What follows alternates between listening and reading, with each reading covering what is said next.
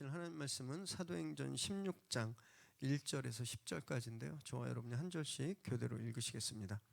바울이 더베와 루스드라에도 이름에 거기 디모데라 하는 제자가 있으니 그 어머니는 믿는 유대 여자요 아버지는 헬라인이라. 디모데는 루스드라와 이고니온에 있는 형제들에게 칭찬받는 자니 바울이 그를 데리고 떠나고자 할새 그 지역에 있는 유대인으로 말미암아 그를 데려다가 할례를 행하니 이는 그 사람들이 그의 아버지는 헬라인인 줄 다 알미러라. 여러 성으로 다녀갈 때에 예루살렘에 있는 사도와 장로들이 작정한 규례를 그들에게 주어 지키게 하니 이에 여러 교회가 믿음이 더 굳건해지고 수가 날마다 늘어가니라. 성령이 아시아에서 말씀을 전하지 못하게 하시거늘 그들이 부르기아와 갈라디아 땅으로 다녀가 무시아 앞에 이르러 비두니아로 가고자 애쓰되 예수의 영이 허락하지 아니하시는지라.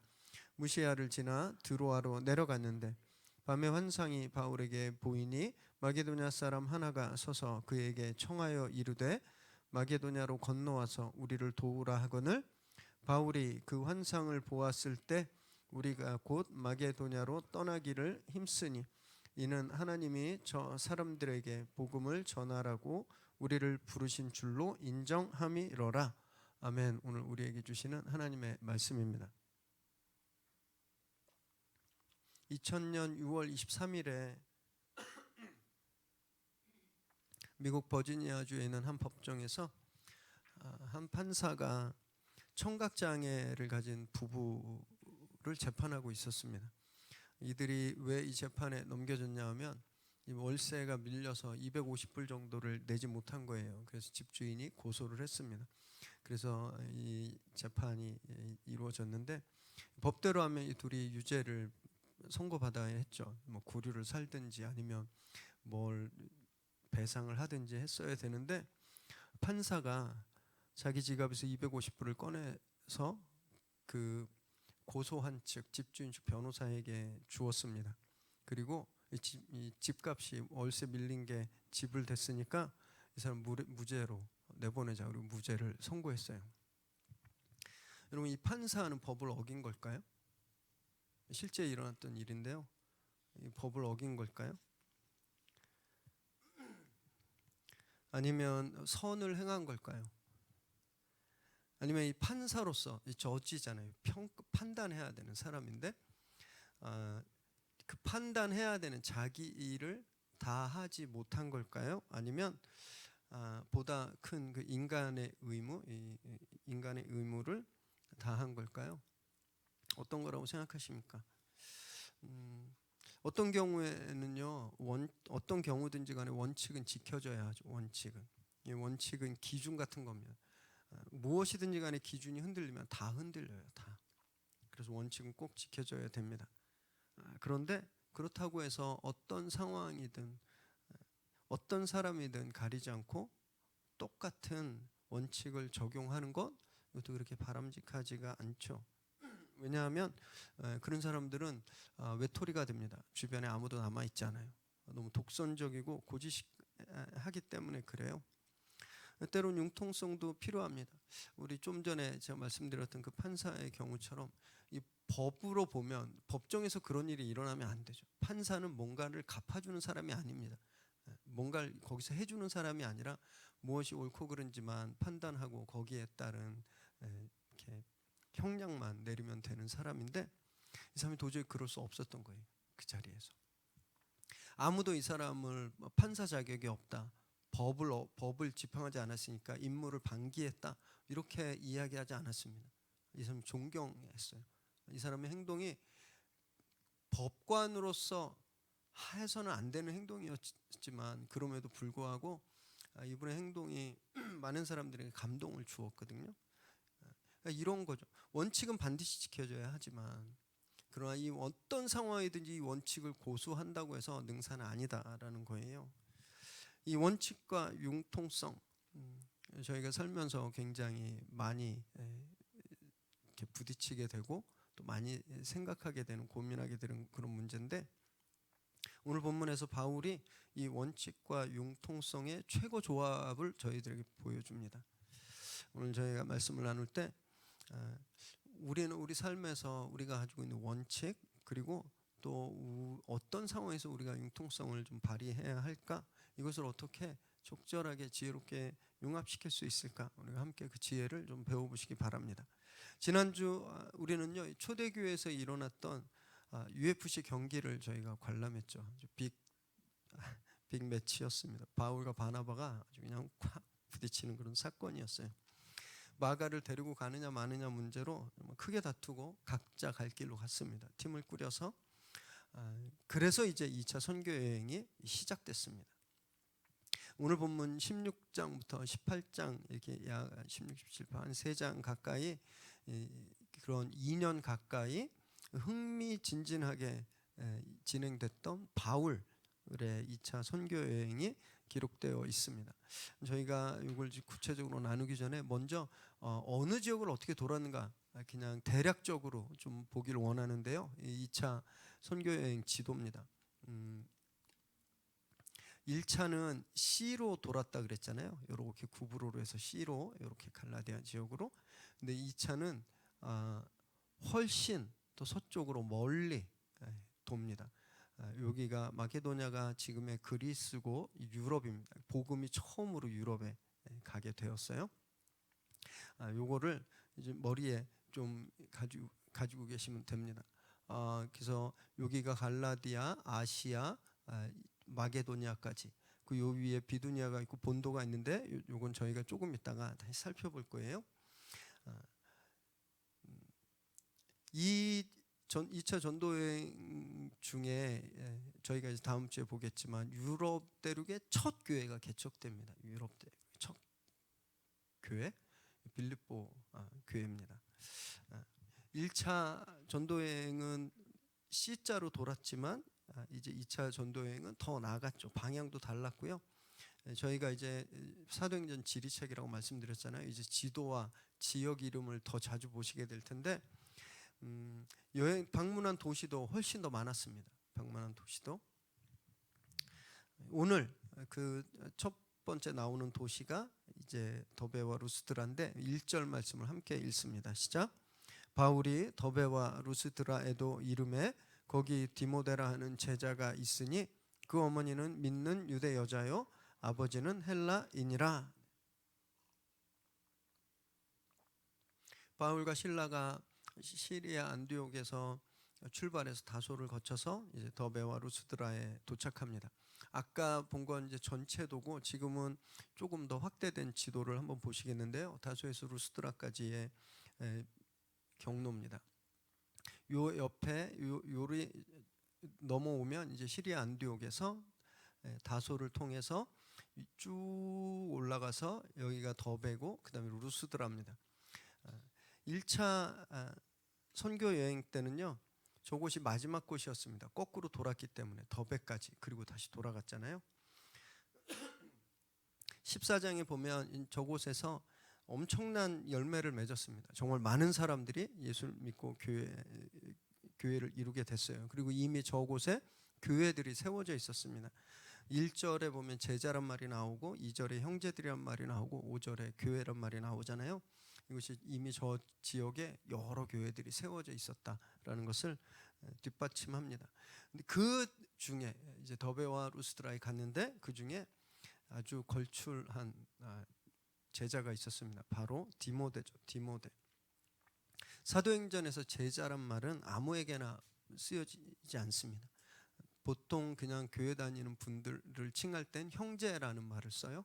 그러나 제자란 말을 썼을 땐 굉장히 특별합니다. 말씀을 정말 잘 배워서 타의 모범이 되는 신앙생활을 하는 사람, 그런 사람을 가르칠 때 제자라고 하는 거예요. 그래서 이 디모데를 제자라고 하는 걸 보면 디모데는요, 말씀 공부도 정말 열심히 하고 믿음도 확실해서 많은 사람들에게 좋은 신앙의 모범을 보이고 있었다라고 저희가 알 수 있는 거죠. 기억하시겠지만 1차 전도여행의 끝 종점인 더베와 루스드라는요, 로마 입장에서 볼 때 거의 끝, 로마가 깔아놓은 길의 거의 끝이었습니다. 마지막 완전 변방이었어요. 변두리. 그래서 심지어 유대인 이민자들도 별로 없어서 거기는 회당이 없었습니다. 바울이 성에 갈 때마다 회당에 들어가서 전도했다고 나왔는데 여기에는 그런 말이 없어요. 회당이 없었던 거예요. 회당이 없을 만큼 유대인들이 적었던 겁니다. 그런데 소외되고 사람들이 잘 안 가고 그리고 주목받지 못하는 곳에 저희가 14장 살펴볼 때 초대교회에 걸출한 리더 둘이 여기서 탄생했다 이렇게 저희가 살펴보았잖아요. 한 명은 더베 출신의 가이오고 다른 한 명은 오늘 본문에 나오는 루스드라 출신의 디모데입니다. 건축자들이 쓸모없다고 버렸는데 그 버린 돌이 하나님의 나라의 주춧돌이 되었잖아요. 그게 예수 그리스도잖아요. 그렇지만 하나님 여기서도 아무도 주목하지 않는 곳, 그냥 잊혀진 곳, 소외된 곳, 별로 가고 싶지 않은 곳, 거기에서 보석을 준비해 놓으셨던 거예요. 저희가 그래서 참 소망이 되는 겁니다. 우리 때론 그럴 때 있거든요. 아, 내가 잊혀진 사람인가? 왜 나는 아무도 주목하지 않지? 나는 왜 하는 일마다 안 되지? 나는 왜 이렇게 아프지? 건강 때문에, 재정 때문에, 또는 관계나 일 때문에 우리도 더베나 루스드라처럼 느껴질 때가 있습니다. 나는 그냥 이 세상의 맨 끝에 있는 사람이구나. 그냥 엣지에 서 있는 사람이구나. 더 이상 소망이 없구나.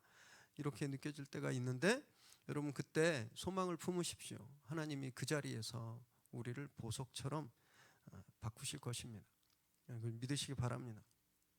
그렇게 보석 같은 디모데에게 아주 치명적인 아킬레스건이 있었습니다. 아버지가 헬라인이었다라는 거예요. 그래서 누가가 여기에 특별히 어머니는 믿는 유대 여자, 그러니까 개종한 크리스찬, 개종한 유대인이다 이렇게 기록하고 동시에 바로 옆에 아버지가 헬라인이다 이렇게 써놓은 겁니다. 이거는 일종의 이 둘이 충돌하고 또 긴장감을 가지고 있다라는 거예요. 좀 쉽게 설명해 드리자면 이런 겁니다. 어떤 형제가 있어요. 그 형제가 진짜 직업도 좋고 인성도 너무 훌륭해요. 근데 꼴초야. 이렇게 말하는 거하고 똑같습니다. 그 어머니는 여기는 안 계시잖아요. 다 그죠? 다 끊으셨죠? 네, 그래서 어머니는 훌륭한 유대 신앙인인데 아빠는 헬라인이래. 지금 이렇게 이야기하고 있는 거예요. 그래서 이 이후에 이 일로 인해서 일어나는 사건들이 이제 계속되는 거죠. 바울이 이 문제를 그래서 제일 먼저 해결하려고 하는 겁니다. 2절 말씀 읽습니다. 시작. 디모데는 루스드라와 이고니온에 있는 형제들에게 칭찬받는 자니. 근데 이 디모데가 루스드라와 이고니온 이 인접한 도시였기 때문에 사람들이 많이 왕래했거든요. 근데 여기에서 다 평판이 너무너무 좋았다라는 거예요. 칭찬받는다라는 말은요, 증거를 받다라는 뜻이에요. 직역하면 그 뭐냐하면 사람들이 어떤 사람에 대해서 증언하는 거예요. 이 사람 어떤 사람이라고. 그러니까 바울과 실라가 아까 이 동선 기억하시죠? 이 길리기아와 갈라디아를 지나서 이 지금 이 루스드라에 들어올 때 오면서 만났던 사람들이 디모데를 다 칭찬한 거예요. 오면서 만나는 사람마다 거기 가면 디모데가 있는데 이 친구 진짜 보석 같은 사람 친구야라고 디모데에 대해서 증언했다라는 겁니다. 그의 평판을. 아버지가 헬라인이라고 말씀드렸잖아요. 그리고 이후에 나오지만 할례를 받지 않았습니다. 아버지가 반대해서 안 받았을 수도 있고 또는 유대인 공동체가 할례를 거부했을 수도 있어요. 어쨌든 할례를 받지 않은 사람 순수 혈통이 아닙니다. 그럼 유대 공동체에 들어갈 수가 없었어요. 회당에 들어갈 수가 없었고 제사에 참여할 수가 없었습니다. 특별한 케이스가 없는 한 그럼에도 불구하고 그가 굉장히 훌륭한 성품을 가지고 있었다는 거죠. 그래서 바울이 가면서 물론 1차 전도 여행 때 디모데를 전도했지만 바울이 디모데를 만나러 가면서 얼마나 기뻤겠습니까? 거기서 참 착한 형제 하나를 전도해서 복음을 전했는데 가면서 보니까 이 친구가 칭찬이 자자한 거예요. 너무너무 기뻤을 겁니다. 여러분 이 디모데가 오늘 굉장히 좋은 평판을 얻었는데 우리 믿는 사람들에게요 이게 굉장히 중요한 겁니다. 좋은 평판을 얻는 것은 특히 지금 이 시대 저는 제일 중요하다고 생각합니다. 되게 죄송하지만 예배드리고 성역 공부하는 것보다 좋은 평판 얻는 게 더 중요하다고 저는 생각해요. 감히.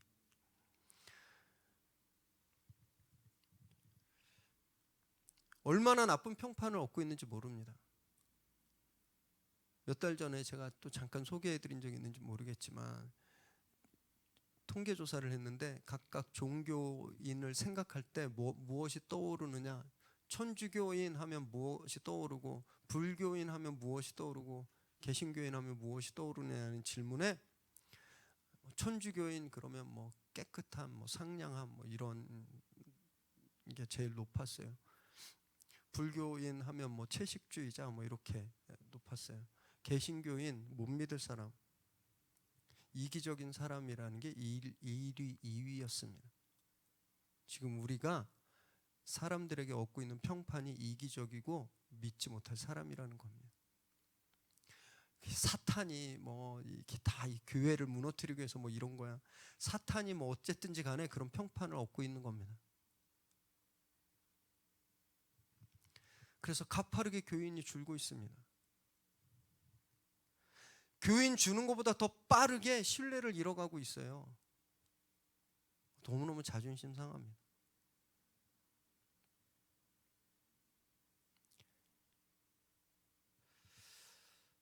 우리가 예배 드릴 때마다 막 성령의 임재를 경험하고 막 환상도 보고 성경 공부도 너무너무 수준 높게 잘하고,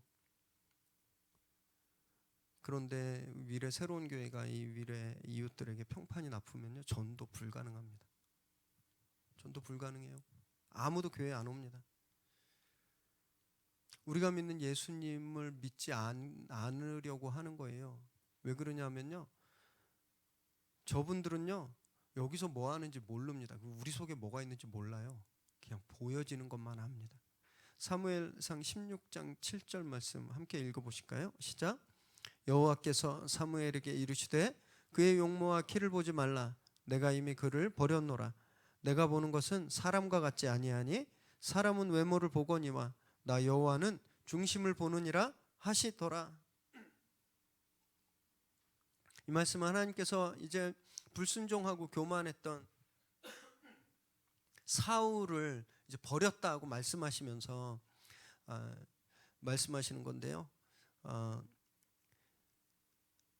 하나님은 마음의 중심을 보시니까 사울이 굉장히 잘생긴 사람이었습니다. 키도 크고 진짜 실제 그렇게 나와 있어요 성경에. 근데 그거 보지 마라. 나는 너네는 그걸 보지만 나는 그 마음을 본다 이렇게 말씀하신 거거든요.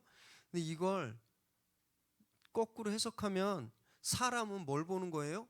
외모밖에 못 보는 겁니다. 사람은 외모밖에 못 봐요. 저 밖에 다니는 사람들은요 우리 겉모습밖에 못 봅니다. 우리 안에 예수님이 있는지 성령님이 있는지 알 길이 없어요. 그래서 믿음은 눈에 보이지 않고 또 겉모습으로 검증되는 건 아니지만 그렇기 때문에 눈에 보이는 외적 모습도 소홀히 하면 안 되는 겁니다. 왜냐하면 믿지 않는 사람들은 우리 겉모습밖에 못 보기 때문에 그래요. 나는 그냥 예수 믿어, 뭐 네가 뭘 보든 상관없어 하는 건 굉장히 성숙하지 못한 그런 태도인 겁니다. 무디 목사님이 이렇게 말씀하셨거든요. 세상 사람 100명 중 1명만 성경을 읽고 나머지 99명은 예수 믿는 사람을 본다, 교회 다니는 사람을 본다 그랬습니다. 그래서 우리는요 정말 행동을 굉장히 조심해야 됩니다. 좋은 평판을 얻기 위해서 노력할 의무와 책임이 있는 겁니다. 친절한 말을 써야 될 의무와 책임이 있는 거예요.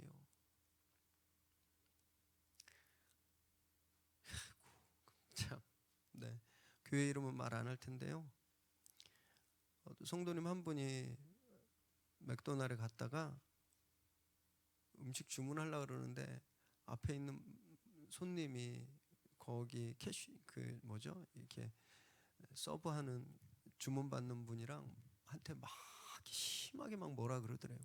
얘기를 들어보니까 감자튀김이 좀 눅눅하다는 거예요. 그래서 바꾸라고, 이 서비스가 이거밖에 안 되냐고, 너무 심한데 그거 어디서 많이 봤다 생각했더니 옆에 있는 대형교회 부목사님이었다는 거예요. 그 교회에 이제 자주 새벽 예배를 갔는데 그 새벽 예배 때 설교했던 그 부목사님이 맥도날드에서 감자튀김 눅눅하다고 막 거기 이런 사람한테 했다는 겁니다. 어떤 성도님 한 분은 대형교회 지하에서 주차 이거 하시던 분이셔서 주차 봉사를, 그러다 그 교회를 안 나가게 된 결정적인 계기가 있었는데, 주차 이렇게 사역하는데 차가 하나가 싹 오더니 막 끽 하고 주차를 하더래요. 그리고 문 열고 나오면서 어떻게 죄송합니다, 그냥 가래침을 탁 그냥 주차장 바닥에 뱉고 가더랍니다. 누가 봤더니 거기 수석 목사님이었대요.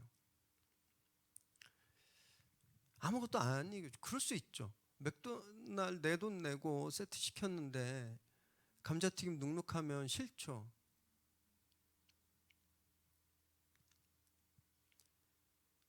운전하면서 답답하니까 뭐 목이 막히고 올라가서 설교도 해야 되니까 이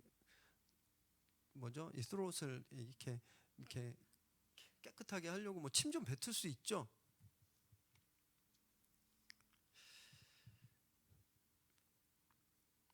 근데 그러지 않아야 된다라는 거예요. 마트 가서 불편해도 컴플레인 하면 안 된다는 겁니다. 누가 내가 당연히 받아야 될 권리가 있는데 손님으로서 그래도 그 권리를 너무 주장하지 않아야 된다라는 거예요.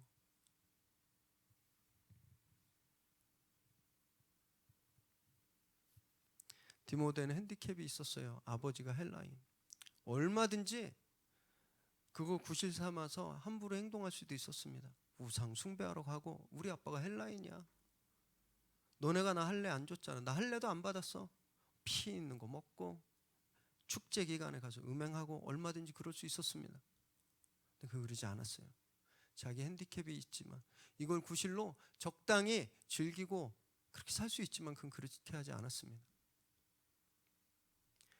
우리도요, 그 어떤 이유로도 경고망동해서는 안 되는 겁니다.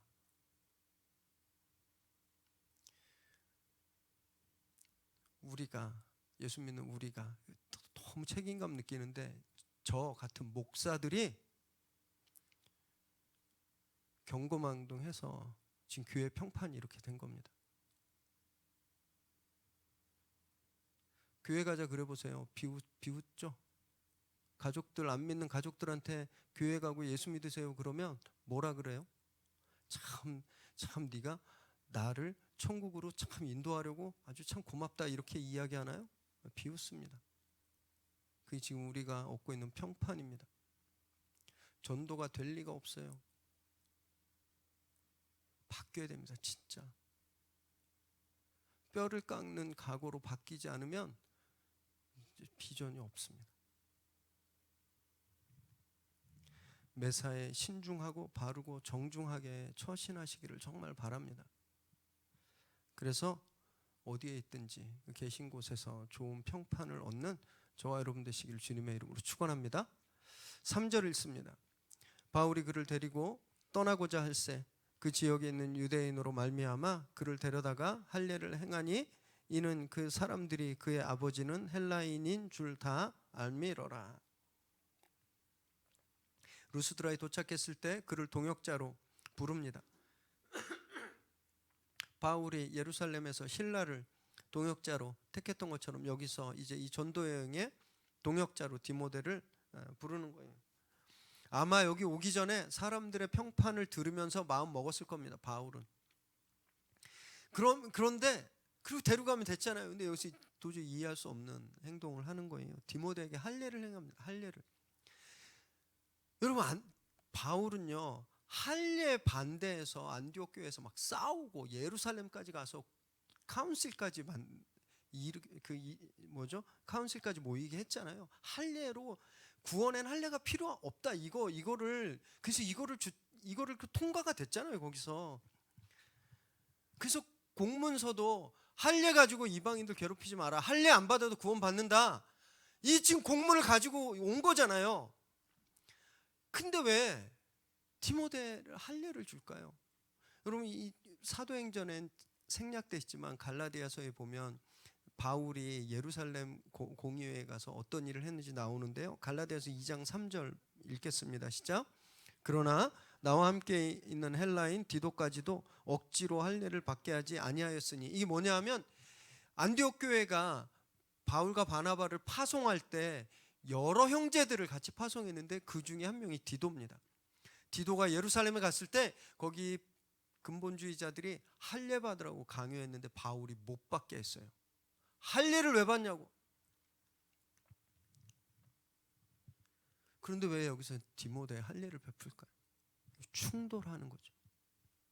근데 사실 보면요, 이 두 케이스는 동일한 원칙이 작용하고 있음을 알 수 있습니다. 동일한 원칙.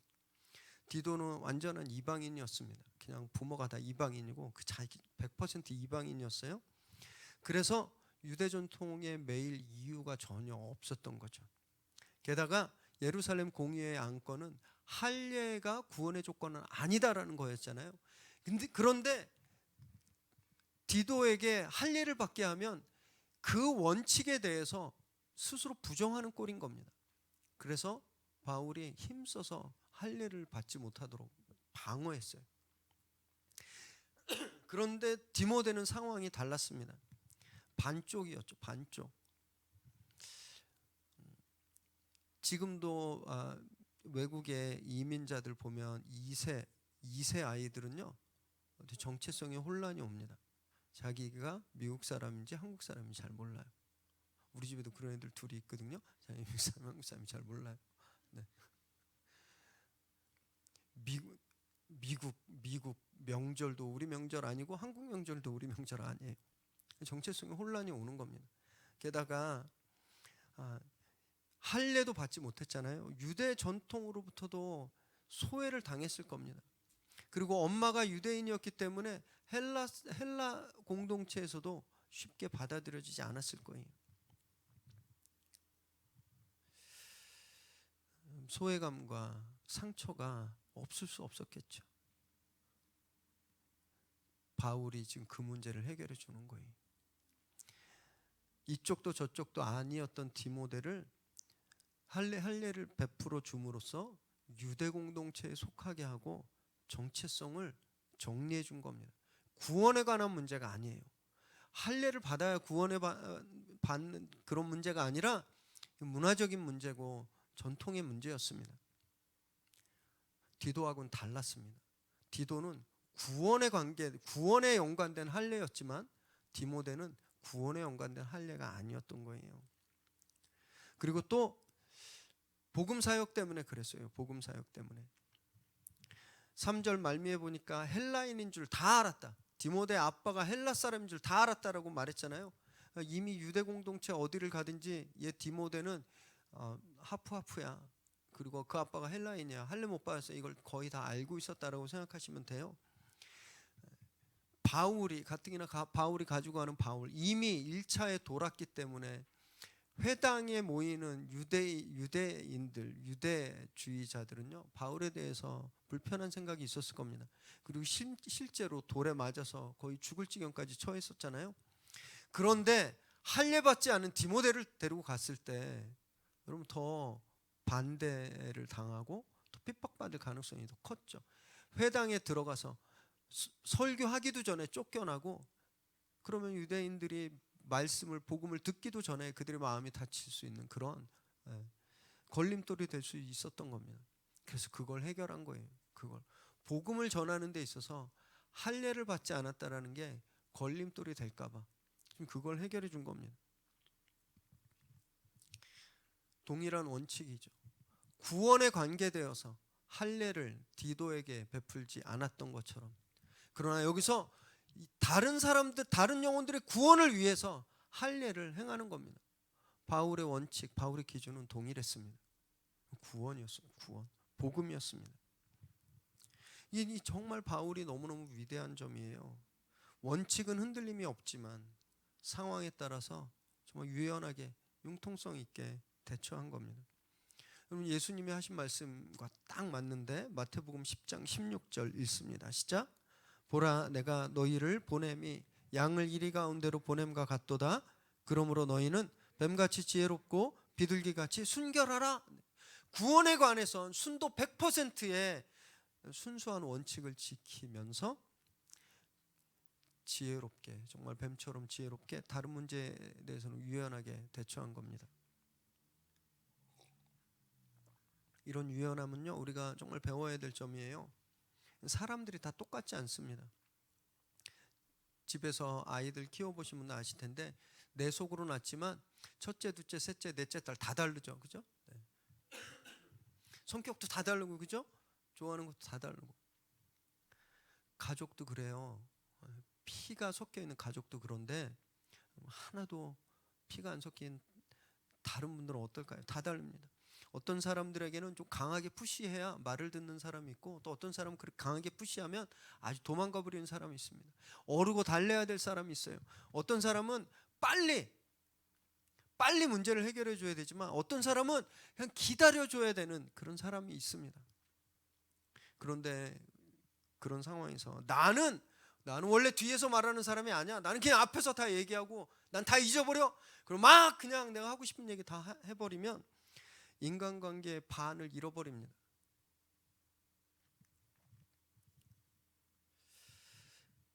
원칙만 흔들리지 않으면 돼요. 내가 이 사람을 사랑하는 마음, 내가 이 사람의 영혼을 불쌍히 여기는 마음, 내가 이분에게 그리스도를 전한다고 하는 그 마음, 그 원칙을 흔들리지 않는 선에서 어떤 분에겐 기다려주고, 어떤 분에겐 좀 푸시하고, 어떤 분에게는 좀 강압적으로, 또 어떤 분에게는 좀 아부하면서, 여러분, 이렇게 우리가 지혜롭게 융통성을 발휘할 때 그 원칙이 효과를, 영향력을 내는 겁니다. 비둘기같이 정말 순결하고 뱀처럼 지혜롭게 처신하는 저와 여러분 되시길 정말 바랍니다. 4절 5절 읽습니다. 시작. 여러 성으로 다녀갈 때에 예루살렘에 있는 사도와 장로들이 작정한 규례를 그들에게 주어 지키게 하니 이에 여러 교회가 믿음이 더 굳건해지고 수가 날마다 늘어가니라. 디모데까지 합류한 이 선교팀이 막 그 지역의 여러 성을 다니고 복음을 전합니다.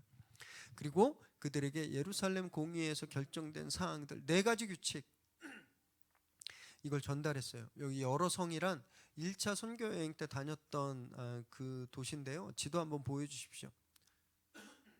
네, 여기 가려졌지만 여기가 루스드라예요. 루스드라에서 여기가 비시디아 안디옥이고, 그리고 이 위를 통과해서 이렇게 드로아까지, 무시야가 여기 있고, 여기까지가 오늘 본문에 나오는 동선입니다. 여기까지가. 요거를 좀 기억해 주세요. 쭉 갔죠. 이 지역을 다니면서 바울이 중건 우상 숭배하지 마라, 음행하지 마라, 목매달아 죽인 동물과 피 먹는 것을 금지하는 이 4가지 결정사항을 전달하고 지키게 했습니다. 그랬더니 교회가 더 굳건해지고 수가 날마다 늘었대요. 부흥했대요. 여러분, 사실 이 4가지 조항은요, 헬라인들이 굉장히 즐겨 행하던 그냥 일상생활이었습니다. 지난주 이 설교 플러스에서 제가 잠깐 풀어드렸는데, 그냥 로마의 귀족 부인들은 파트너가 많았어요. 그래서 2-3번씩 이혼합니다. 심지어 로마 초대 왕제 아우구스투스의 왕비는요, 다른 남자의 아들들 데리고 결혼해서 왕비가 될 정도였습니다. 몸의 각 파트마다, 모든 파트마다, 손가락 마디마다 다 신이 있다고 믿었었고요. 피가 있던 없든지 간에 그냥 고기 먹는 건 이들의 즐거움이었습니다. 그런데 이들에게 이 4가지를 하지 말라라는 건 개인의 자유를 규제하는 거였어요. 여태까지 즐겁게 했는데 그걸 못하게 하는 거였죠. 그리고 세상 사람들이 다 하는데 그걸 안 하는 거예요. 그 세상 시류를 따르지 않는 거죠. 불편하고 갈등이 생기는 문제였습니다. 그러면 교회를 떠나는 사람들이 많아져야 되지 않나요? 교회 왔는데 하지 말라는 게 너무 많아. 이게 교회 왔는데 괜히 막 죄책감 느끼게, 그렇게 살면 안 된다 그러고, 교회 못 다니겠어? 교회 나가는 게 정상이죠. 그런데 오히려 반대가 일어났습니다. 교회가 부흥했어요. 이 교회 부흥의 비밀이 여기 있는 겁니다. 그건요, 절제와 권리 포기라는 거예요. 절제하고 권리를 포기할 때 공동체가 성장하고 부흥한다라는 거예요. 똑같습니다. 여러분, 가정이 좀 성숙해지기 원하십니까? 우리 가정 맨날 싸우고 막 진짜 발전이 없는데 이 가정이 성숙해지기 원하세요? 그러면 절제하시고 권리를 포기해 보십시오. 아빠의 권리, 엄마라는 권리 포기해 보세요.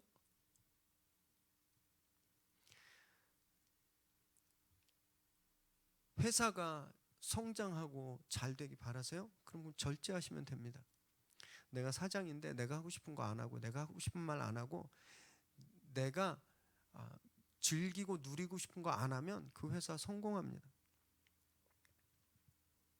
교회도 마찬가지예요. 교회도 내가 스스로 참고 권리를 포기하면 교회는 반드시 부흥합니다.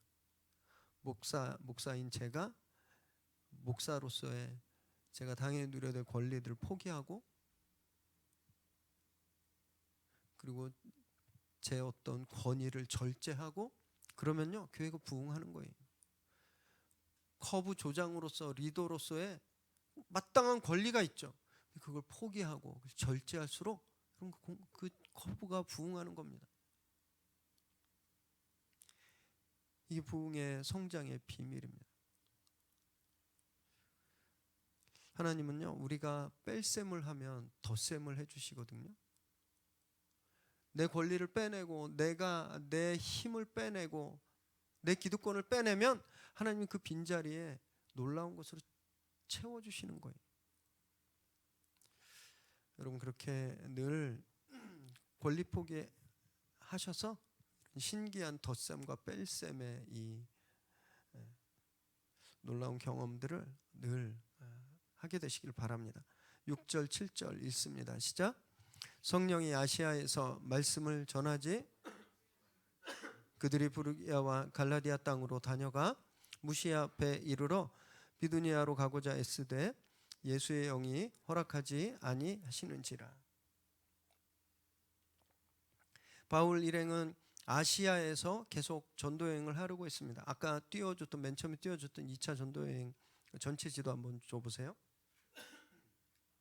왜 아시아 지역인데, 아시아는 동쪽이라는 뜻인데 유럽 사람들의 기준으로 동쪽에 있기 때문에 아시아인데, 실제는 지금 터키의 이 서쪽 지역입니다. 이쪽을 돌아다니면서 복음을 전하려고 했는데 성령님이 막으셨어요. 그래서 노선을 어디로 정하냐면요, 무시아에 와서 이 비두니아랑 본도 쪽으로, 그러니까 한번 보세요. 이렇게 시계 방향으로 전도하려고 했습니다. 시계 방향으로. 바울은 시계 방향으로 가려고 그랬어요. 근데 주님의 영이 여기서 또 막으세요. 그래서 마게도냐로 가게 해서 시계 반대 방향으로 돌게 하시죠.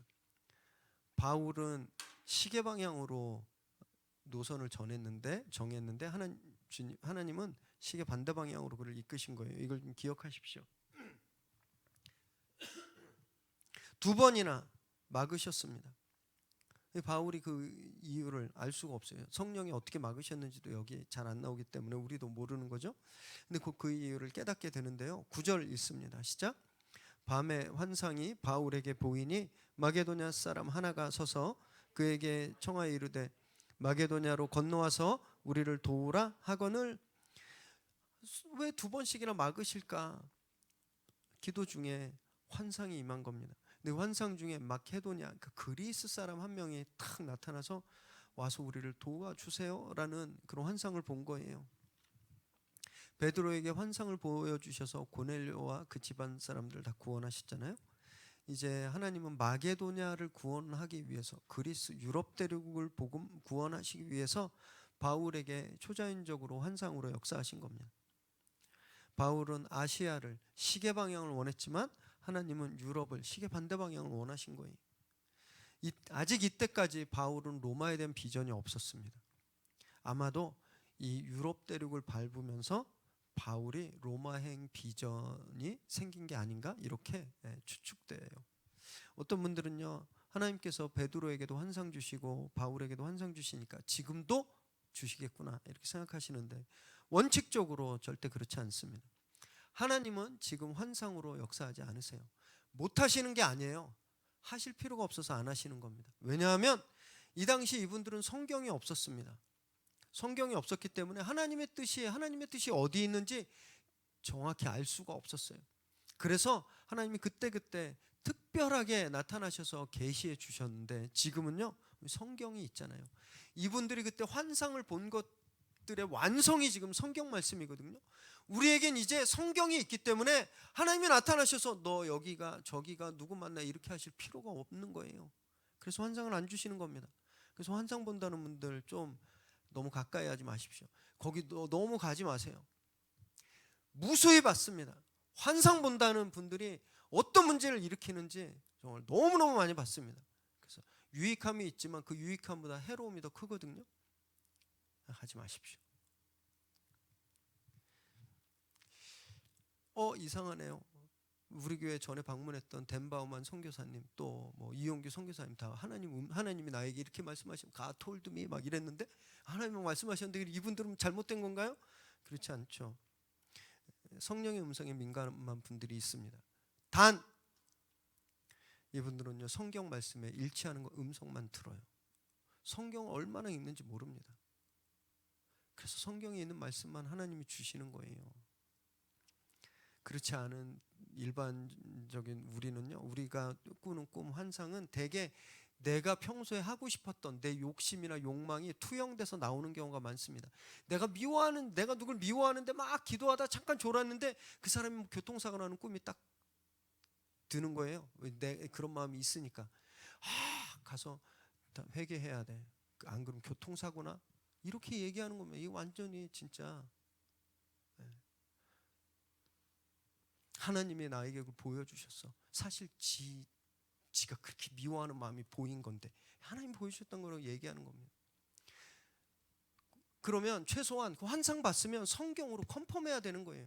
어디 미워하는 사람 하나님이 교통사고로 치신 적이 있는지 봐야죠. 하나님 그런 하나님인지 아니면 내가 개꿈 꿨구나 이렇게 생각해야 되는 겁니다. 100% 문제 일으키는 거예요. 꿈꿀 시간에 그래서 말씀 읽어야 되는 겁니다. 말씀 안 읽고 자꾸 자니까 꿈만 꾸는 거예요. 환상 보려고 쫓아다니고 노력하지 말고 그 시간에 성경을 깊이 묵상해야 되는 겁니다. 바울이 베드로가 봤던 환상보다 더 엄청난 말씀이 우리 손에 있는데 왜 그걸 안 읽고 한참 수준 낮은 것을 쫓아다니는지 안타깝죠. 말씀 늘 묵상하시기 바랍니다. 그래서 정말 성령님께서 우리에게 주신 것들을 정말 날마다 다 찾는 저와 여러분 되시기 바랍니다. 10절 읽습니다. 시작. 바울이 그 환상을 보았을 때 우리가 곧 마게도냐로 떠나기를 힘쓰니 이는 하나님이 저 사람들에게 복음을 전하라고 우리를 부르신 줄로 인정함이로라. 그 환상을 보고 바울이 깨달았습니다. 내가 원했던 내 방향 이게 아니구나. 주님은 다른 계획을 가지고 계시는구나. 다른 방향을 원하시는 거구나. 순종했어요. 그래서 바로 다음 날 마게도냐로 가려고 힘껏 노력했습니다. 이거는 물건을 챙기고 다 준비하고 바다를 건너가야 됐기 때문에 그 준비를 했다라는 거죠. 정말 성숙한 모습입니다. 내가 원하는 건 있는데 내 계획이 있는데 주님께서 다른 것을 원하시면 힘써 그것을 지키는 것. 여러분 이건요 말씀을 인정할 때 가능합니다. 인정할 때. 여기 인정했다라고 되어 있는 단어는요 이 뜻을 보면 심사숙고하면서 결론을 내렸다라는 거예요. 심사숙고하면서. 그러니까 바울은요 마게도냐로 누가 꿈에 환상에 나타나서 마게도냐로 와라고 했을 때 그걸 깊이 묵상하고 심사숙고했다라는 겁니다. 그래서 하나님 말씀인 줄 깨닫자 바로 즉시 순종했어요. 바울은 바로 순종했지만 가볍게 움직이지 않았습니다. 무엇을 결정할 때마다 기도했고 그 말씀으로 컨펌받고 말씀을 붙들었어요. 우리는 그런 작업이 있어야 됩니다. 말씀을 붙들고 말씀을 깊이 묵상하고 깊이 기도하는 심사숙고하는 그런 과정들이 우리에게 있어야 되는 거예요. 그럼 그래야 우리가 하나님 말씀에 순종할 수 있는 겁니다. 내 뜻과 다른 내 방향과 다른 방향을 지시할 때 여러분 우리가 순종하고 갈 수 있는 겁니다. 우리가 심사숙고하지 못하니까 말씀을 인정하지 못하니까 자꾸 안 가려고 그러는 거예요. 때론 주님은요, 우리는 시계 방향으로 가고 싶은데 시계 반대 방향으로 이끄실 때가 있죠. 나는 높은 데 가고 싶어 해요. 편안한 자리, 주목받고 박수받는 그런 위치에 그 방향으로 가고 싶어 하는데 주님은요, 나를 낮은 곳으로, 불편한 자리로, 소외받고 외로운 곳으로 이끄실 때가 있습니다. 여러분, 그때 우리가 하나님 말씀을 인정해야 될 때입니다. 기도하고 말씀을 깊이 붙들어야 될 때예요. 그래야 역사가 일어나는 겁니다. 아직 바울은 세계 심장 로마에 대한 비전이 없었습니다. 그러나 그가 지금 이때 순종함으로 말미암아 더 큰 세계를 가슴에 품을 수 있게 되었거든요. 그러지 않고 아시아만 돌았으면 그냥 그 지역만 돌고 말았을 겁니다. 로마를 복음화시키기 어려웠을 거예요. 그런데 바울이 자기의 계획을 포기하고 하나님 이끄신 대로 갔을 때 로마를 품을 수 있게 된 거죠. 우리도 마찬가지입니다. 하나님 뜻에 순종할 때 우리 더 위대한 일을 품을 수 있게 되는 겁니다. 주님께서 이끄시는 곳이 내가 원하는 것보다 더 큰 곳, 더 위대한 곳임을 정말 믿으시기 바라요. 디모데가 그랬죠. 복음을 위해서 할례를 구원받기 위해서 할례 받을 필요가 없다라는 편지를 지금 그도 같이 전달하는 사람이 되었잖아요. 그럼 그가 할례를 받았으면 자기 권리를 포기했죠. 자기들이 즐거워하던 그런 생활들을 갈라디아 교인들이 기쁨으로 포기했습니다. 자기가 정말 고민하고 바울 굉장히 명철한 사람이라 다 계획이 있는 사람인데 자기가 세운 계획들을 바울은 포기했잖아요. 그럴 때 아시아를 넘어 유럽 그리고 더 나아가 로마까지 그리고 그 로마를 점령한 복음이 진짜 아시아인 우리나라까지 여러분 퍼지게 된 결정적인 사건이 되었던 겁니다. 그들이 뺄셈을 했더니 하나님이 이런 어마어마한 덧셈으로 채워주신 거예요. 우리도 이들처럼 정말 성숙한 믿음의 사람들 되시길 정말 바랍니다. 그래서 지금 우리가 빼버린 것들 하나님께서 우리 상상할 수도 없는 놀라운 것들로 더해주시고 채워주시는 그런 축복을 경험하시기를 주님의 이름으로 축원합니다.